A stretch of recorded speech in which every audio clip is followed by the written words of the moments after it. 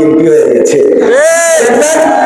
এরা কিন্তু গলায় গলায় ভাব নিয়ে কিন্তু আপনাদের সাথে চলার চেষ্টা করবে, কিন্তু এদেরকে মনে রাখবেন এরা যেন মানে সব সময় এরা ক্ষমতায়, এরা এদের ক্ষমতার আর শেষ নাই, এরা অল টাইম পাওয়ারফুল, বুঝছেন, এরা সব সময় ক্ষমতাশালী। এদের থেকে সতর্ক থাকতে হবে, কারণ মনে রাখবেন এরাই আমার আপনার বিরুদ্ধে দ্বন্দ্ব সৃষ্টি করতে চেষ্টা করবে, এরাই হচ্ছে মূল ক্রিমিনাল। এবং এইসব ভাইদেরকে আমি আমার দলের নেতৃবৃন্দকে বলবো, আমরা বিএনপি করি, যুবদল করি, ছাত্রদল করি, স্বেচ্ছাসেবক দল করি, আমাদের মধ্যে রাজনৈতিক প্রতিদ্বন্দ্বিতা থাকবে, এটা খুব স্বাভাবিক, কিন্তু এর ফাঁক ফুকর দিয়ে যেন আওয়ামী লীগের কোন দূষণরা আমার আপনার ভেতরে প্রবেশ করতে না পারে, দৃষ্টি রাখবেন ভাইরা। এখানে 45 মিনিটের নোটিশে ওই দীর্ঘ 17 বছরের ফেসিবাদ খুনি শেখ হাসিনা পালিয়ে যেতে বাধ্য হয়েছে।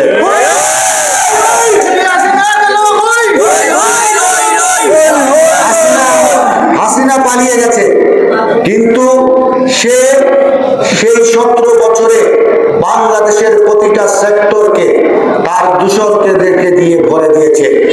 এরকম দলীয়করণ, এরকম দুর্নীতি বাংলাদেশে অতীতে কোন রাষ্ট্রনায়ক, কোন স্বৈরাচার করেছে কিনা আমার জানা নেই। প্রিয় বন্ধুরা, উনি 17 বছরে আপনাদের যতটা এলাকায় আমরা গেলাম এই সাংগঠনিক কাজে, আপনাদের রাস্তাঘাট গুলো দেখে আমরা রীতিমতো বিস্মিত হয়েছি যে আদৌ দেশে মানে এই অঞ্চলের উন্নয়ন হয়েছে কিনা।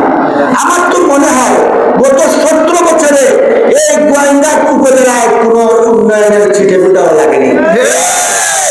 আপনারা আমাদের নেতা কর্মীরা যে এই আমাদের জেলায় গিয়ে যখন প্রোগ্রামে যায়, আমি আসার সময় দেখে আমি চিন্তা করলাম যে আমার ভাইরা যারা কষ্ট করে যায়, কষ্ট করে আসে, এই পথটা যাওয়া আসা করাই তো একটা বিপদ, তাইলে তারা এই যে কষ্ট করে গেছে নিজে না দেখে তো সেটা বিশ্বাস হতো না। ভাইরা আপনাদের প্রতি আমাদের সহানুভূতি থাকলো।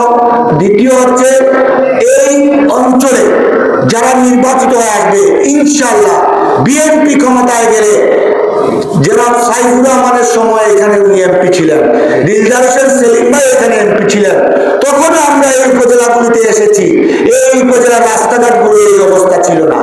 এখানে যারা মুরব্বীরা আছেন আপনারা বলেন বিএনপি ক্ষমতায় থাকতে এই অঞ্চলের রাস্তাঘাটের কি এই অবস্থা ছিল?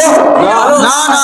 আওয়ামী লীগ 17 বছর ক্ষমতায় থাকলো, এই মন্ত্রী ইমরান, আমার নাম নিতে ঘৃণা হচ্ছে, এই ইমরান 35,000 কোটি টাকার দুর্নীতির মামলা খেয়েছে, বর্তমানে জেলে আছে। 35,000 কোটি না, 1,000 কোটির উন্নয়ন যদি আপনাদের এই এলাকায় করতো, আপনাদের এলাকার চেহারাটা অন্যরকম থাকতো, ঠিক কিনা বলেন? ইনশাআল্লাহ আগামীতে আমরা বাংলাদেশে কোনো হানাহানি চাই না। এজন্যই তারেক রহমান, দেশনায়ক জনাব তারেক রহমানের মেসেজটাই হচ্ছে আমরা আগামীতে বাংলাদেশে একটি শান্তি চাই। আমরা চাই বাংলাদেশকে সবাইকে সাথে নিয়ে আমরা বাংলাদেশ করতে চাই, যে বাংলাদেশে কোন ফ্যাসিস্টের আর জন্ম হবে না আগামীতে ইনশাআল্লাহ। কোন স্বৈরাচার যাতে মাথা চাড়া দিয়ে না উঠতে পারে, সেই জন্য আমাদের দেশনায়ক তারেক রহমান বলে দিয়েছেন যে 2 বারের বেশি কেউ বাংলাদেশে আর প্রধানমন্ত্রী হতে পারবে না।